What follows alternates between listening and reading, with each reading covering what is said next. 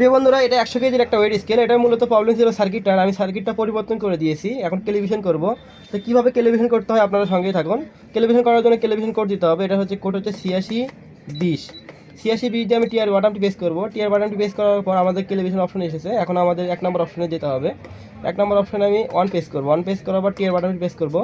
এখন আমার এখানে লোড চাইতেছে, আমি এখানে হচ্ছে 10 কেজি একটা লোড দিলাম। হ্যাঁ, 10 কেজি লোড দিলাম। এখন 10 কেজি লোড দেওয়ার পর টিআর বাটনটি আবার প্রেস করতে হবে। টিয়ার বাটনটি প্রেস করার পর 3 নম্বর অপশনে আসবে। আমি এখানে কত কেজি দিছি, 10 কেজি হলে 10 কেজি, 20 কেজি হলে 20 কেজি। যেহেতু 100 কেজি পারলে এটা, আমি এখন 10,000 গ্রাম এটা সিলেক্ট করে দিব। এই হচ্ছে 10,000 গ্রাম। 10,000 গ্রাম দেওয়ার পর আমি টিয়ার বাটনটি প্রেস করব। টিয়ার বাটনটি প্রেস করার পর 4 নম্বর অপশনে এই পাল্লাটা কত কেজি করবেন।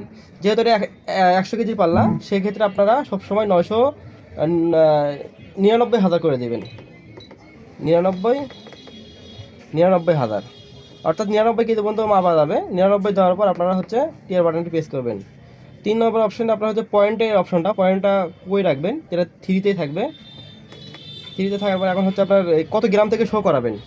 যেহেতু হচ্ছে এটা 100 কেজির একটা পাল্লা, এটা হচ্ছে 5 গ্রাম 10 গ্রামও মাপা লাগতে পারে। সেক্ষেত্রে আপনারা হচ্ছে 2 গ্রাম 5 গ্রাম করে দিতে পারেন। সরি, 5 গ্রাম করে দিলে জিনিসটা লাফালাফি কম করবে।